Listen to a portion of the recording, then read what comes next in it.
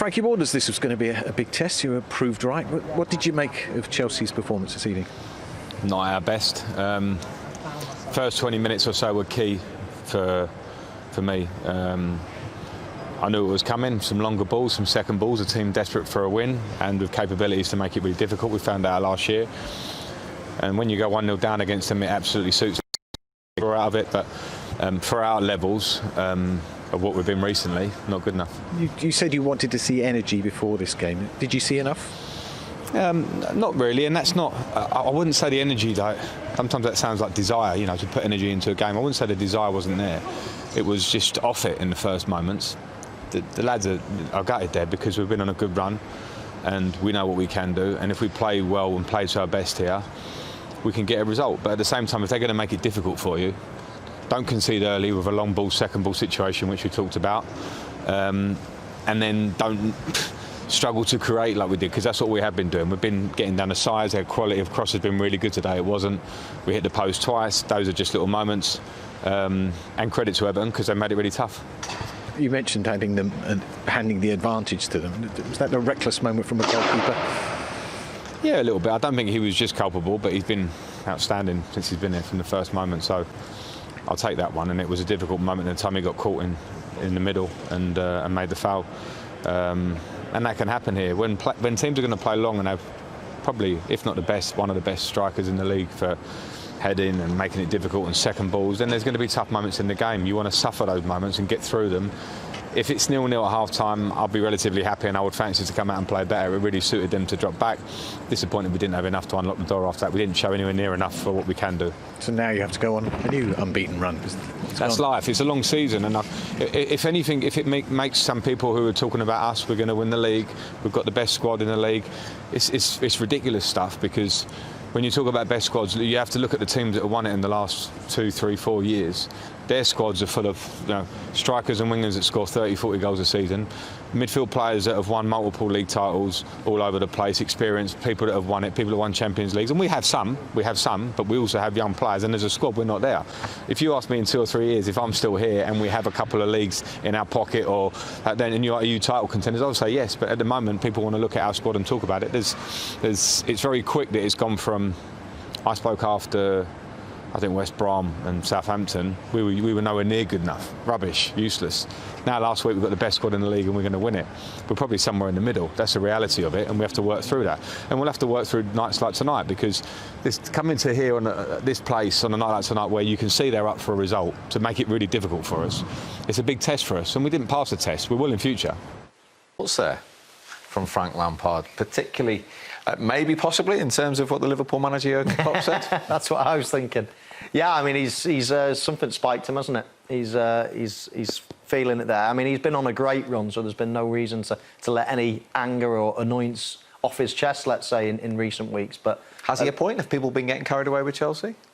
Well, I think it's his job to bring expectations down. I think everybody, yeah, naturally. I mean, I'm sat here and I'm a neutral, and I'm watching them thinking, very strong, strong team, a lot of good players, depth of squads there, having a good season. Can they win it?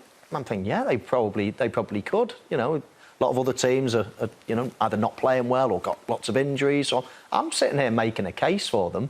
So does that mean I'm getting carried away? I mean, I think it's quite realistic to say, no, they're not favourites, but I mean, I make them one of 4 teams that could win it this season. I think Frank Lampard would prefer to be in that position than an also run. Just for clarification, who are the other 3? Tottenham, Manchester City and Liverpool. OK. Well, one game doesn't change things. Before tonight, where were you on Chelsea? I felt very much the same as Frank said. I think they've got a good team. I don't think they're quite ready to challenge for a league. I think they've got really good players. As he said, he's built a really strong team. He's been on a great run. But I don't think it's a great team yet. I think they've still got a way to go, whether it's a year's experience with having Werner come to the league, with having Havertz come into the league. I think it's going to take them a little bit of time. I don't think they're capable of winning the league, as Michael said. But that's just my opinion. They might go and surprise me, I don't know. I just don't see them in the same class as Liverpool and Manchester City yet. All 3 of you have won the Premier League. Have Chelsea got what it takes in that dressing room to surprise a few?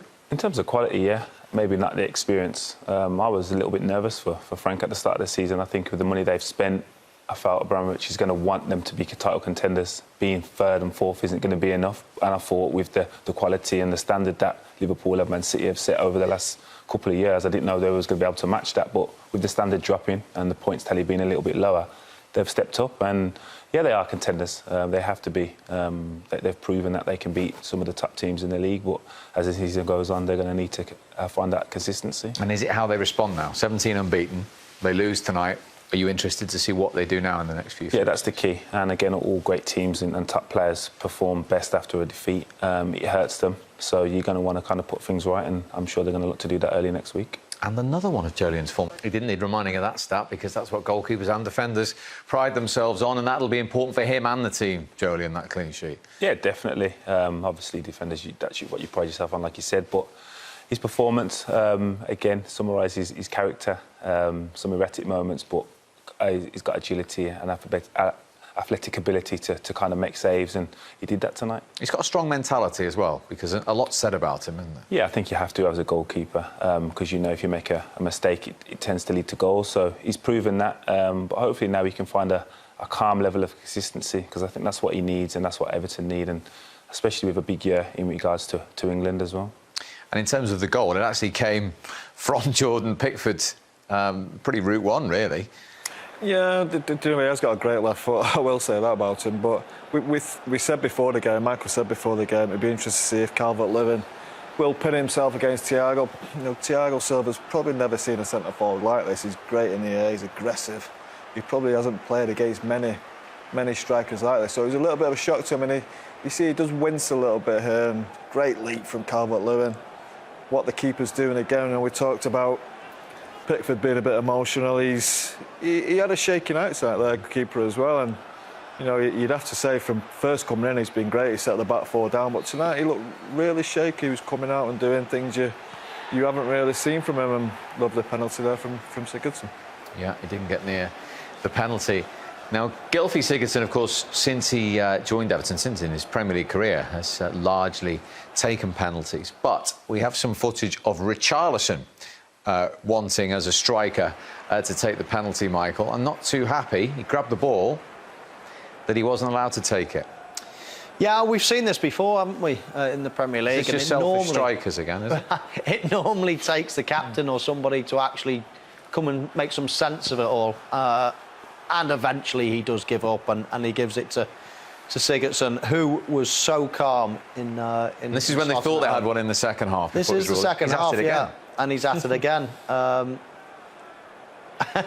Yeah, I don't know. Surely before the game you get designated the penalty taker. So unless it's been him and Sigurdsson's taken it off him, which it doesn't seem to be the case, then he looks like he's out of order there. But anyway, Sigurdsson did slot it away.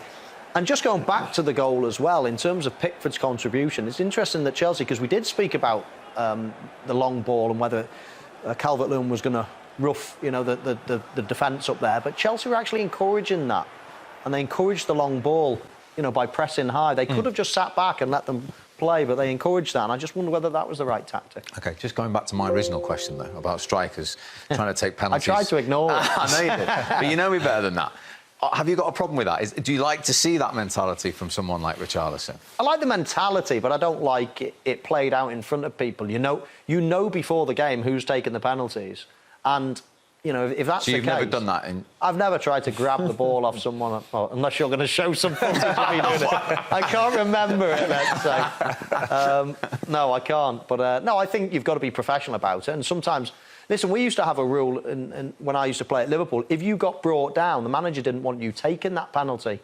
Really? Yeah, which was a bit strange, because obviously sometimes you get brought down, you're not hurt, and you know you get up and you think, well, I am the penalty taker. Cost you a golden boot or two. It could do that, yeah. So so it's an interesting one, but I think by what the pictures we've seen, I think it's Richarlison's got to calm down a little bit and leave it to. Where do you stand on that? Because obviously at United, there's been a bit of debate this season that Rashford's been giving them to Bruno Fernandes and vice versa, and then there was one time where there could have been a hat-trick and he didn't take it.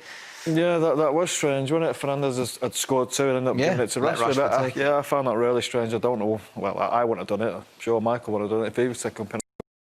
But I think by what the pictures we've seen, I think it's Richarlison's got to calm down a little bit and leave it to. Where do you stand on that? Because obviously at United there's been a bit of debate this season that Rashford's been giving them to Bruno Fernandes and vice versa, and then there was one time where there could have been a hat-trick and he didn't take it. Yeah, that was strange, wasn't it? Fernandes had scored 2 and ended up giving it to Rashford. I found that really strange. But I think by what the pictures we've seen, I think it's Richarlison's got to calm down a little bit and leave it. On that, because obviously at United there's been a bit of debate this season that Rashford's been giving them to Bruno Fernandes and vice versa, and then there was one time where there could have been a hat-trick and he didn't take it.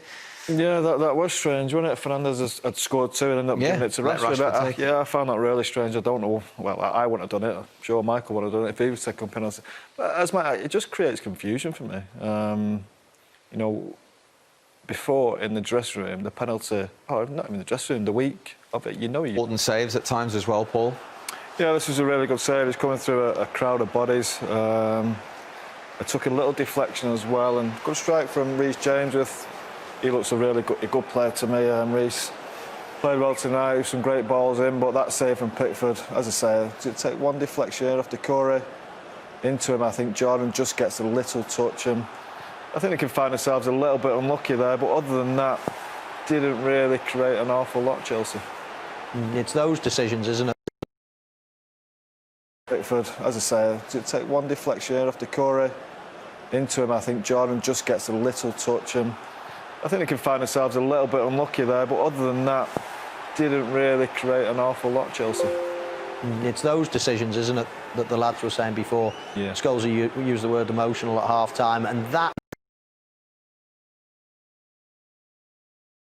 10, 11 yards out. I mean, it's impossible that he can do anything with that. And all of a sudden, there's a shot that comes into an empty net. I mean, he was lucky he got away with it. It's like he just needs to be involved. Yeah. You know, I remember Eric Steele, the goalkeeper coach at Man United, said the best keepers are the ones you just don't really see. You have to see them when you see them, when they need to make an important save. Don't get involved in the game when you don't have to, but him, he just can't help himself. I know he's got enthusiasm and it's good to see, he plays with a smile on his face, but at times he's just all over the place. What do you want to see from a goalkeeper play behind you as a centre-back? Do you want to see that come into the edge of the penalty area like that? No, because there's no consistency, so you don't know when you're coming or going. Again, players are going for headers and he's coming out and punching, and you just need to have an understanding. If he's going to come for everything, then that's the understanding, and if he's never going to come, then you know that. So the level of consistency would be a concern for me. You just want composure and a steady voice behind you, but again, like Scholes said, I feel he wants to be involved, wants to potentially get man of the match when it's not necessarily his position to do. OK.